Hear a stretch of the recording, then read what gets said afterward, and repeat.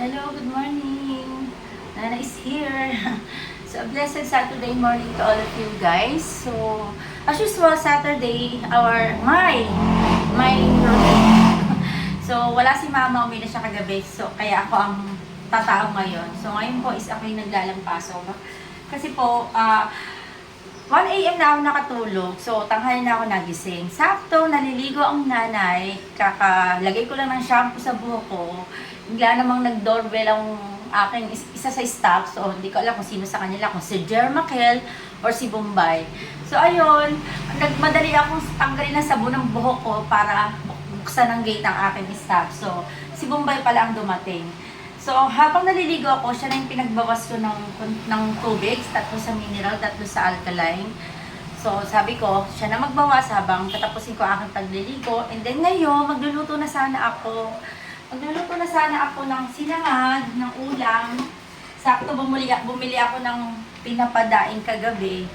Tapos may itlog, may hotdog naman dyan.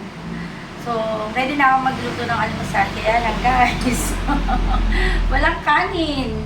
Walang natirang kanin kasi kagabi nagluto ako ng minudo. So, nagustuhan, in fairness, nagustuhan ng mga Junakis ko yung minudo ko. So, yun naman ang iulam namin ngayong tanghali. So, ngayon, pinabili ko na lang yung stuff ko ng pansit or spaghetti or kung ano mabili niya. Total, meron naman akong tasty. Ayan, may tasty naman ako. So, hindi kami magda-rice ngayon. Tinapay. Kasi ito, may mga palaman naman ako. May peanut butter, dairy cream, meron pa akong queso at saka may tuna sandwich galing sa office. So, yun lang guys. Start na naman ang trabaho ng nanay today. So, our dear customer, it's end of the week. So, tomorrow close kami. Yung mga konti na lang po ang laman ng container.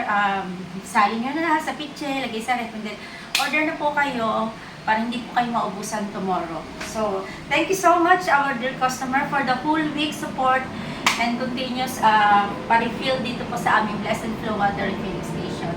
That's all, a blessed Saturday morning. So, hintayin ko lang yung staff ko habang hinihintay ko. Maglalampaso muna ako kasi ayoko na madumi yung bahay.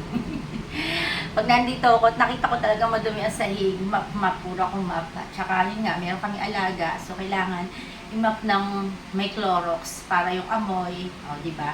That's all. Thank you. Blessed Saturday morning. Thank you.